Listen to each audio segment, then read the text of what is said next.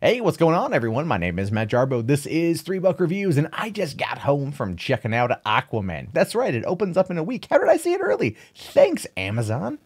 They offered up an early screening. I mean, it wasn't free. I had to pay for it, so I don't really know how good that is, but the opportunity presented itself to see Aquaman a week early, and I took it. And I'll tell you, I'm glad I did. I was a little bit concerned about Aquaman, right? Because it's Aquaman. The dude talks to fish. How much fun could it be? Oh, boy. Oh boy. Oh boy. Listen, I have seen every DCEU movie multiple times, and this is this is one I want to go see on the largest possible format to go see it again. It's, as far as comic book movie goes, it knows exactly what it is. It doesn't try to beat around the bush. It gives you an awesome action-packed 2+ hours, and it's a lot of fun, led by a very charismatic Jason Momoa and an only somewhat charismatic Amber Heard. Although when you first meet her, it's kind of iffy, but then by the end you're like, all right, I'm digging Mara. I'm digging Mara. First I'm all like, and then I'm like, right? So anyway, good stuff. There's gonna be spoilers, by the way, just so we know. So but if you want to know whether or not I think you should go see the movie, the answer to that is yes. Yes, I do. See it in the largest possible format. I don't think 3D is necessary because some of the underwater fight scenes a little bit too jump cutty. So the 3D would be kind of a little bit, but the stuff on in Sicily with Black Manta that you saw in the trailer with shit getting blown up, that in 3D would be lit. So I think that like there's pros and cons to it. I saw it in the standard theater, but whatever. So the story, as we know it, essentially is Arthur Curry, born to just a simple lighthouse keeper and the queen of Atlanta, an always hot Nicole Kidman. They de-aged her to the point of you're just like, oh, so hot. And then of course, they find her, she goes back, 20 some odd years pass. He's Aquaman. Steppenwolf thing happens. It gets brought up real quick. They're like, come back. He's like, no, I don't want to, it's like, no, you got to go fight your half brother who's trying to like wage war on the surface. He's like, I'm good. After, by the way, an amazing scene where he's at the bar with his dad. I love this part. He's at the bar with his dad drinking pints. These big biker dudes come over and they're like, are you the Aqua guy? And he's all like, yeah, Aquaman. He's like, hey, I got something I want to say to you. And he pulls out this like pink cased phone. Can I get a selfie? And then he takes the most awkward selfie ever. And then they just get shit-face hammered. And it was like The Hangover. It was this awesome moment. And then, of course, the tsunami happens.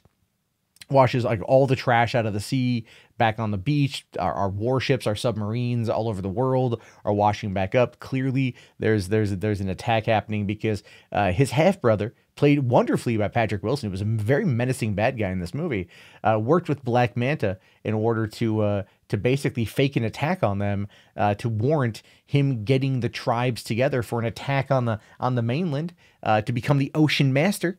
It was a good play, good ploy. You can kind of see it coming a mile away, to be honest with you. But again, the movie is very predictable in the way that it's designed, but it still works out pretty well. They of course go to Atlantis. Arthur challenges his half brother, gets his ass handed to him. Mara saves his ass. They take off. Now she's exiled. They go to Italy. First they go to the Sahara to like find out where the trident is. Then they go to Italy. Oh, by the way, the fact that when they're in the plane, and they're going to the Sahara, and you hear Pitbull do a song called Ocean to Ocean, but the chorus line is just a rendition of Toto's Africa. At first I was like, this is stupid. And then I realized I'm watching a movie about a man who can take the fish. And I'm like, it works. And it really does. It shows you exactly what this movie is. It's just funny. It's just extremely funny. That's all it is. And it worked out well because all you really hear about the song is just the chorus anyway. So you're just like, this is a really odd remix of Africa from Toto, but all right, it works. Then of course they They fight Black Manta, which is a cool fight scene, but you see most of that fight scene in the trailer, the extended preview. So that part kind of sucks because I already knew it was going to happen. But man, they fuck Black Manta up, dude. He gets wrecked. But the dude playing Black Manta was really good. Like, really, I liked him. He was total comic book bad guy. Even his delivery was kind of like, but it worked. And then, he's going to be around in the next movie. So I'm cool with that. He's going to be sticking around. Sorry, post-credit scene, spoiler alert right there. I already said spoiler, so you can eat it.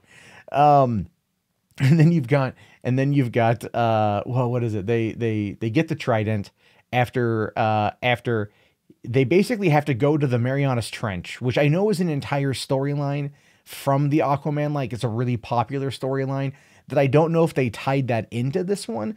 I think they kind of did, considering the fact what they find at the bottom of the trench, which is like the hidden sea at the center of the earth, which is where Nicole Kidman's been living for 20 years. And of course they go and they have to talk to the Carathan, who, by the way, was voiced by Julie Andrews, right? She wasn't in Mary Poppins, but she's doing the voice of the Carathan, an ancient mythical creature that guards King Atlan's trident. Mary fucking Poppins, the original Mary Poppins, is guarding a trident. It worked out pretty well. But the cool thing about that too is how ultimately, like, that creature was very much Lovecraftian in its design, right? It really, really, really was. And they kind of hinted to that because at the beginning of the movie, when you first see like the snow globe, like during the montage of when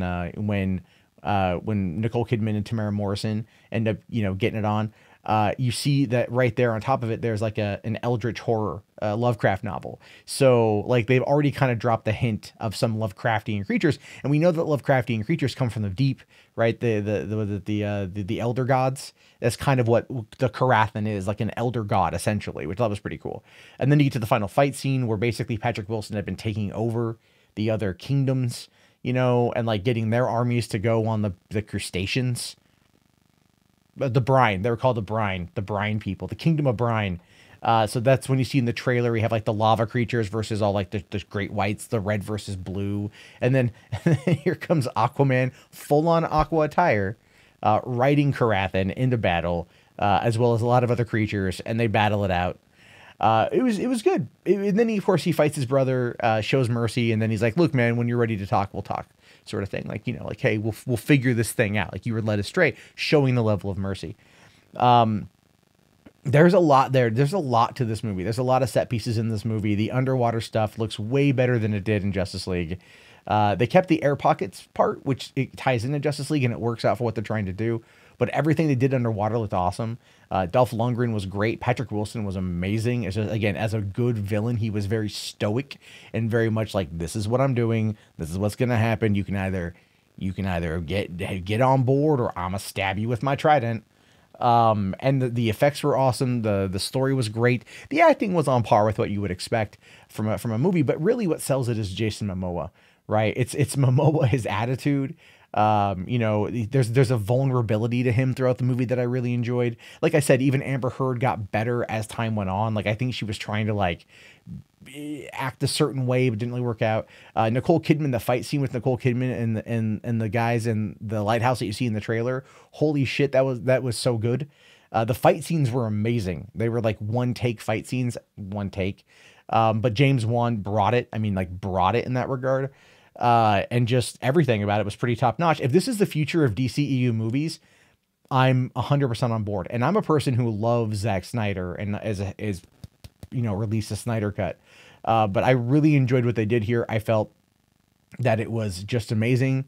I thought it was a lot of fun, and I quite frankly am very much looking forward to seeing it again and adding it to my collection.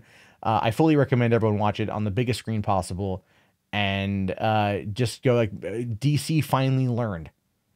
And now that James Gunn's working with DC on Suicide Squad 2, we can only imagine how good that's going to be when it finally comes out in like 8 years. But again, if this is the direction they're going, it's in the right direction. And James Wan is just, I think, coming off of Fast and Furious 7 and taking a franchise and building upon that franchise is something he's really good at, because he's created a few of his own, Saw, Conjuring. So I give it credit there. Anyway, I just wanted to put that out there. This is my review. I really liked it. If you guys have seen it, let me know. If you want to see it, let me know. We'll definitely do a spoiler discussion stream on the main channel probably next weekend after people get a chance to go, or probably in 2 weeks after people get a chance to go check it out. So towards like the end of the month before New Year's. Anyway, I'll talk to you guys later. Have yourself a fantastic day and peace out.